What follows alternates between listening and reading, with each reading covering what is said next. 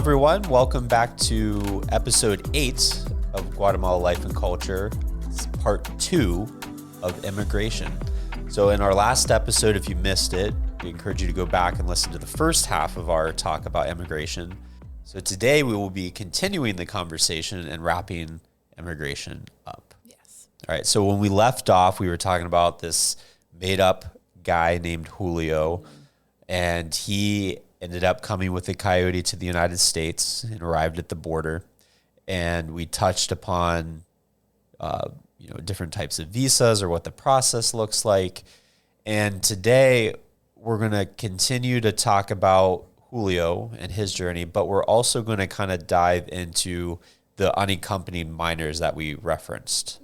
Yeah. Again, an unaccompanied minor is anybody who comes to the United States under the age of 18 without a legal custodian with them, guardian with them. Yeah.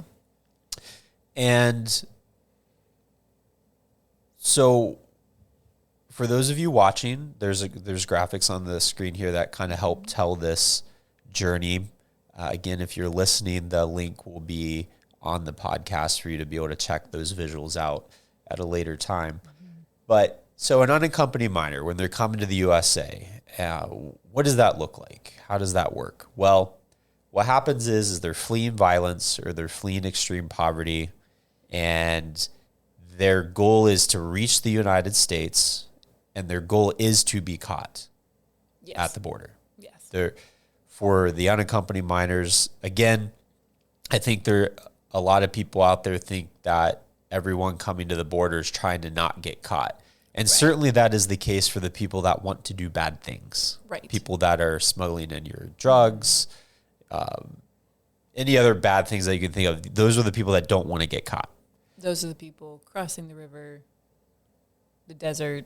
Yeah, maybe no identification. No, trying not to be detected. Yes. Mm-hmm. But our families who do, in our community, again, not all of our families come this way. We're just talking about the ones that do. They're wanting to get caught. They've got nothing to hide. And they know that when they're caught, again, going back to our discussion last episode about asylum, they're saying, we can't go back. I can't go back for fear of my life for these reasons. And that's when they're placed in those temporary shelters that everyone heard about on the news. And there's a lot of argument of, how the immigrants were treated in those shelters, but we're not going to spend any time on that. But what happens is when they're in the shelters, they're assigned a caseworker. And that caseworker then works with the immigrant to kind of begin their asylum process. And if you're an unaccompanied minor, part of that caseworker's job is to look for what's called a sponsor. And a sponsor can be anybody. It can be someone who's documented, someone who's undocumented. It could be a family member, it could be a friend. But essentially, these minors come with the information of who they're supposed to join when they get to the States, and they turn that over to the caseworker. And they hope that through their journey that the wrong people don't get their hands on that information, because then you get kind of the story that we talked about last episode as well with the guy and his wife and bad people using that for bad means. So the sponsor is found, and they have to fill out a packet, and I've helped numerous families fill these things out, and they're very simple. They're not that in depth. Then they have to get a background check. Background check is a pretty simple one. And then once everything, the caseworker says, yes, that sponsor's legit. Yes, we're good to go. All the paperwork's filled out. Then travel arrangements are made. The government doesn't pay for those travel arrangements. So what happens is the family is given a phone number to call, and it's a certain travel agency or department. I'm not really sure what. But anyway, you call it with the information of the minor, individual, and you end up buying 2 plane tickets. You buy one for the minor, and you buy one for the caseworker. So you, as the sponsor, are footing the bill for that travel. And then unlike a refugee who's placed in a very particular place by the government, these asylum seekers and these unaccompanied minors are basically going wherever they would like to go. And then once they arrive, and I've been a couple times to the airport picking up unaccompanied minors, they arrive, you wait for them, they show up, the sponsor signs some papers, caseworker returns, off you go. They're here. That's all. That's it. Then there's supposed to be monitoring done by the caseworker, and typically that should be for at least 30 days, but a lot of times that doesn't necessarily happen. And so what you have, and you can see some visuals on the screen of some of the unaccompanied minors being picked up at the airport, being met by their family members. And you can also see a visual of what the packet looked like that was being filled out. Right. So once the minor's here, they have to be enrolled in school. And that is, we talked in our education episode how that might be a little bit of a surprise because maybe they had finished school where they were due to their age and the structure down there. But yeah, they have to, at least until they're 18, attend the local schools. And they're not really supposed to be working, but most of them do, which is a potential red flag for labor trafficking. I think labor trafficking is a bigger issue with our Guatemalan community than sex trafficking for sure, but we'll talk about that in a minute. But let's say it's a very similar process, even if you're not an unaccompanied minor, it's a similar process for, say, a family when they arrive declaring asylum. It's a very similar thing. And so whenever they arrive in the community that they're supposed to be in, they're having to look for a job on their own. They're networking with their family and their friends to find that job. They don't have a caseworker to help them find that job. And for the minor, it's the sponsor's responsibility to enroll them in school. The caseworker's not going to do that. And I'd say 99% of them want a job. That's why they're here. So they go and they find one. For sure. And they start working. And through all this, if were caught by immigration and declare an asylum, they have papers that say they're allowed to be in the States until their case is determined. So going back to undocumented, they could still be labeled as undocumented because of the way that they came. Right. However, they do have documents from the U.S. that says you are allowed to be here. And they have to report to court once a month. Our only immigration court is in Cleveland for the state of Ohio. So thankfully, we're not terribly far away. Not too far, yeah. We're not like in Cincinnati or somewhere. Right. But so they'll have to go up, do a check-in at least once a month in Cleveland, and students will be missing school. It's typically for that. Adults might have to miss work. Yeah. And some of them might have an ankle monitor on for a period of time to make sure like they're not trying to go anywhere else. And so that's kind of what it looks like. Like they are being kept track of. The families then are responsible for finding their own immigration attorney. So unlike typical law in the States or criminal law, you don't have the right to an attorney in an immigration case. No. You are having to pay your own bill or represent yourself. Yeah. So for our families, there's numerous private, for-profit attorneys that they will use. Yeah. And then we also have a pretty big nonprofit located in Canton that a lot of families will go to called Centro San Jose or IWP, Immigrant Worker Project, the English. Yep. So they will then begin to try to piece together the case to try and win this case. That case can typically take anywhere from 1 year to 5 years. And during that time, they're allowed to be here. And think about like, you're here for that period of time, then maybe you start that the process is taking longer than it should. Then you start to kind of put down roots and, life kind of takes its course, or you start missing family members. and then maybe they come up to join you, or maybe you just, yeah. But before we get into any more details of that, just a brief excerpt of history. So I just thought it was interesting because people always talk about, come the right way, or my ancestors came in this fashion. Mm-hmm. I would encourage those people to look at what immigration history was and what it was like during the Ellis Island years or pre-Ellis Island years. What was immigration like on the West Coast? Because to come the right way back then was actually pretty simple. Mm-hmm. You showed up at Ellis Island. You went through several physical exams, which today are very outdated. Some of the things they might not let people in for are kind of goofy. But yes. At any rate, if you passed the medical exam, you were then documented and allowed to move into the U.S. Mm-hmm. and continue living in the U.S. so long as you weren't a menace to society. Mm-hmm. So to go along with what immigration was like back in the day, there is an article in the Boston Globe from September 6, 1884. And this is two girls, 9 and 10 years old, Maggie and Mary Slingsby from Ireland. Mm-hmm. They traveled on their own together to reunite with their parents in the United States. So they traveled across in a ship. It said they had their names painted on heavy cardboard signs with green ribbons that were on their body. And they were planning to reunite with their parents who lived where? Ohio.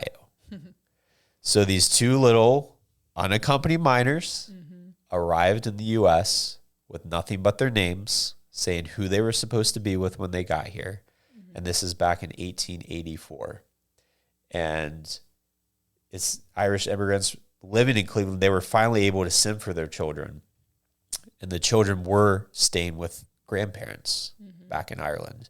Yeah. Same with our unaccompanied minors. Majority, they're staying with grandparents or other family members in Guatemala.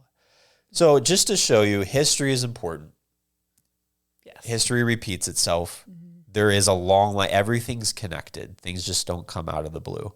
And then the other story, fast forwarding to Ellis Island, because this predated Ellis Island. Yeah. Once Ellis Island was in effect, the very first immigrant to set foot on Ellis Island was an unaccompanied girl and her little brother. And there's actually a statue, for any of you who have been to Ellis Island, there's a statue of that girl representing the first immigrant to go through Ellis Island, was an unaccompanied minor.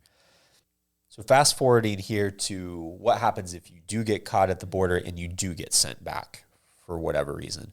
Well, Guatemala, they do have the Ministry of Social Welfare that was supposed to meet with the families or the minors or whoever gets deported back to Guatemala. They will meet them there, and then they will try to put up medical screenings and psychological support for those families. I don't know a whole lot about what that looks like, but that is what the Guatemalan government says they have. I haven't talked to any families that have been deported that can confirm or deny what that looks like. But that's what's out there. That's according to the Migrant Policy Institute.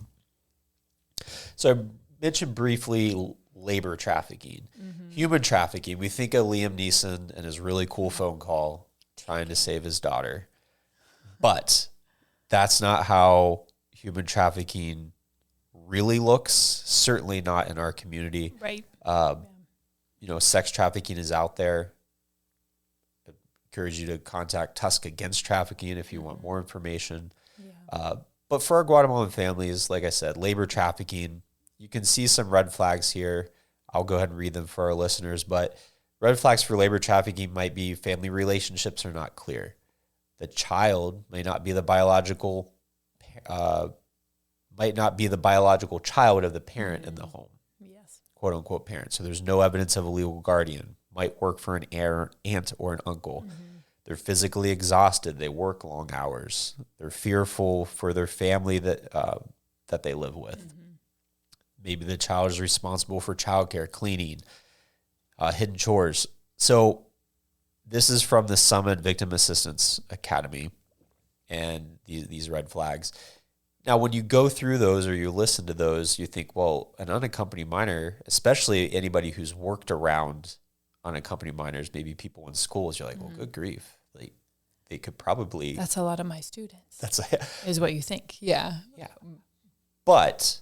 Some of those factors right. are legit, yes. They could be legit, but it doesn't mean that they're being labor trafficked. Correct. It just means Yeah. be aware. It's kind of what's the airport slogan, see something, say something. Yeah. You know, just be aware, be a good listener. Because in the end, like we talked about, they probably are working. They are probably staying with an aunt or an uncle, but again, it doesn't mean it's anything malevolent. Right. All right. So I want to go over just quickly 2 types of visas, not super in depth, but these are visas. So we said you need a visa to get into the States if you come that way. But then there's 2 types of visas that you can actually get after you've been here. And talking about human trafficking, you can qualify if you are found to be a victim of human trafficking, a T visa for human trafficking. And there's certain things that you have to meet by that, and it has to go through a whole court process. If those of you listening, if you're interested in learning more about the T visa, it's literally the letter T, then visa, T for trafficking. Feel free to look that up on your own time. And then the U visa being the letter U. And the U visa is for victims of qualifying crimes, certain family members. So like if your child is a victim of these crimes and you are the guardian, you can also qualify for this U visa. It allows certain protections for a period of time so long as the local law enforcement signs off on it. But even so, this process can take up to 4 years to be granted a U visa. And during that time, your immigration case can still play out and you can still be eventually denied your case, even if you still have this U visa in process, which is crazy. It is crazy. You would think it would override it, but not necessarily. Yeah, but the USCIS, which is the United States, basically citizenship, immigration, they have a huge backlog of these U visas. We have had a couple local families get their U visas, but it's one of those things that's out there for families that are victims of crime, domestic abuse, etc. But it's a difficult process to get there. And as I mentioned earlier, our only immigration court is in Cleveland. And at the time of this, there was only 6 immigration judges for the state of Ohio. Yeah. So no wonder there's a backlog, right? So yeah, the average length, they're trying to find more judges, more ways to push them through and get their cases heard. But it's been a process. It still really hasn't picked up that much. And so post-coronavirus, we were talking about Julio and his journey and getting to the States. And so, again, that walk in empathy, regardless of kind of where you stand on things, just look at the coronavirus epidemic, right? Kind of the chaos that caused. And there's this quote here: if the coronavirus has taught us anything, it is the lengths that people will go to when they're desperate, or when they feel that they're desperate. So the next time you want to judge boat people or refugees or migrants fleeing a war-torn land, remember we fought over toilet paper, right? And I think that's what people forget, is we can project our moral standing onto people based off where we are in life currently, whether it's a criminal, or an immigrant, or any sort of other negative label on a person. Right. But when we look at silly things like what we do with toilet paper, or maybe there's a major storm coming, we will do anything to protect our families, we don't care what might be polite or impolite necessarily in moments where our family's lives are in danger or perceived to be in danger. So I remember just another quick story. I was in Guatemala. I was in a little small house in the town of Neiva, and I was eating with a family, and they had the news up on this little TV, and it was their national news, and a U.S. senator came on. Okay. They were just showing a clip of it, and obviously it was dubbed over in Spanish. But the senator was saying on the news that we are going to make it a felony, or we're going to increase the penalty for anybody who comes illegally to the United States. And we believe that this is going to make a difference in deterring families. Okay. And I remember I looked across at the guy, like the uncle, and I'm like, really? and we both kind of chuckled because we know that the people that were coming up through couldn't care less about things like that.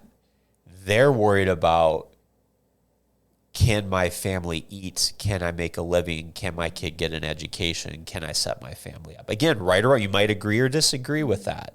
Right. But that's their mindset. They're not coming from our middle-class American mindset. Right. They're coming from their survival mode. So right or wrong, we just got to remember where their mindset is for that. Yeah. DACA. Deferred Action for Childhood Arrivals. So DACA, was in the news, not so much recently, but in the past. Yeah, it definitely feels like something of the past. Yeah, you don't really hear about it as much anymore. But what DACA means is it basically, for those students, I referenced a couple of the students that may have been brought here when they were 3 or 4 years old, went to school here their entire life. Yeah. DACA would be for them. They could apply for DACA to where they would be able to go to college in the United States. Yes. DACA, just debunk some things here, just the main points. DACA does not provide citizenship. No. It is not a pathway to citizenship. So when we hear, pathway to citizenship, what does that mean? Pathway to citizenship means whatever you're doing is one step closer to becoming a U.S. citizen. It's getting you there. It's getting you there. So DACA, anything like that, that is not a pathway. If you get DACA, you're not any closer to getting U.S. citizenship than you were before. Right. Again, I encourage you to look up. It's on the screen for those of you watching, but look that up. Look at the qualifications. It's very hard. Like, you don't need an attorney to fill that stuff out, but you do, because it's very complicated to do it right, and you have to meet a certain specifications. But yeah, it's something that I think was misunderstood. An example of a pathway to citizenship would be permanent residency. Like that permanent residency is a step in the direction of becoming a citizen. So that's the example. Yeah. So sanctuary cities. I'm going to play a video here. You can watch or listen. And sanctuary cities, this is a hot one in the news still today. Yes. And it's something very misunderstood. So I'm going to go ahead and play that. When we think about sanctuary cities, we tend to imagine, depending on our political view, either lawless cesspools where federal law is utterly ignored. Pretty much the definition of anarchy. Human sacrifices, rapes, murders. Satan worshipers. American lives are being lost. They are breaking the law. They are harboring fugitives. This is absolutely nuts. Or havens for one of the nation's most marginalized groups. You are safe in Chicago. This is about human beings, families. And we will continue to be a place of refuge. But in reality, neither of those descriptions quite fit. And to understand why, you have to put yourself in the shoes of a local police officer. First, what are sanctuary cities? They're cities and counties in the U.S. that limit their cooperation with immigration enforcement, which falls under federal jurisdiction. These policies are different in different places. In Chicago, it means city employees aren't supposed to share residence immigration status with other people. In Washington, D.C., it means police officers are barred from asking residents about their immigration status. But often, it comes down to this. How does a local police officer handle an unauthorized immigrant that he's already arrested for some other reason? Let's say a cop pulls someone over for speeding. The cop notices this person has an unpaid speeding ticket, and they miss their day in court. So the cop arrests the person, books them into the local jail. While they wait for someone to post bail, the person gets fingerprinted. That's part of the booking process.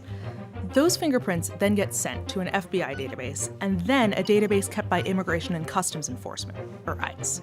That step is mandatory. Whether or not a city calls itself a sanctuary city, it still has to send those fingerprints through the FBI database. If the fingerprints match up with someone who ICE knows is an unauthorized immigrant, they might send the local cops holding this person something called a detainer request. The detainer request is just that. It's a request. The federal government is asking, not demanding, that police hold that person for an extra 48 hours after they would normally be released. That gives ICE time to come by, pick them up, start the deportation process. Now, ICE can't force local law enforcement to hold someone just by sending one of these detainer requests. The Constitution's 10th Amendment prohibits state governments from having to enforce federal law, and some federal courts have decided that detainer requests fall into that category. So, if you're a local police chief or sheriff and you get one of these requests, you have a choice. Do you honor the request or do you let the person go? Let's say you honor the request, keep the person in jail for an extra 48 hours. ICE comes to pick them up, and they get deported. Word gets out around the immigrant community. Anytime you interact with local police, it could mean deportation. Eventually, immigrants will be afraid to call the police, even when they're the victims of crime or the witnesses to it. And then immigrants become easy targets. Because the bad guys know that many immigrants will not call the police. For a local police chief, this is a big problem. It's impossible to do their jobs when they don't have people's trust. 500,000 Angelenos, people that live in Los Angeles, are undocumented immigrants. I need their cooperation. I need them to work with their local police stations. I need them to be witnesses to violent crime. What about the other option? What happens if you ignore the order and let this person go home? First, there's no guarantee that they won't get deported anyway. Whether a city considers itself a sanctuary or not, local law enforcement can't stop ICE from deporting someone. But there's another problem. Think of the levels of government like rungs on a ladder. You have the federal government at the top level, that includes agencies like ICE. You have the state government, governors, legislatures in the middle. And then at the bottom, you have local government, mayors, police chiefs, sheriffs. If the federal government issues a detainer request and the local police department refuses to accept it, the state government can step in by taking away one of the state funding streams from the local police. That's what happened in Texas in 2017. The governor of the great state of Texas, Greg Abbott, has declared he will sign a law banning sanctuary cities. He's already issued an order that cuts funding to those sanctuary cities. This is dangerous, and I will not allow it as governor of Texas. This map shows the counties in red that always cooperate with ICE and the ones that don't. Those are in orange, yellow, and green. The green counties have the most restrictions on when they cooperate with ICE detainer requests. In late January 2017, shortly after he got into office, President Donald Trump signed an executive order that opens the door to withholding federal funds from sanctuary cities or counties. The wording of that order is vague, and it's already being challenged in federal court. But if Trump's plan does move forward, it could put local law enforcement officers across the country in a lose-lose situation. For them, deciding whether to honor a detainer request is often about choosing between financial security on one hand and public safety on the other. All right, so as you can see, sanctuary cities don't mean that if you're a sanctuary city, it doesn't mean that you protect illegal immigrants if they commit a crime. Mm-hmm. Not at all. No. It's just as simple as holding them the extra 48 hours. Yeah. So, yeah. All right. So again, anything you hear in the news, both, Democrat, Republican, please just really dive into the research, look into it. I know it's time consuming, but if you're not willing to look into it and have an educated opinion other than just listening, even to us, listen, if you disagree with something that we're saying, please, we encourage you to do your own research and look into it, because that's what this is all about. This is a very complicated issue, and it's very complex and always changing. Mm-hmm. So don't just take anyone's word for it.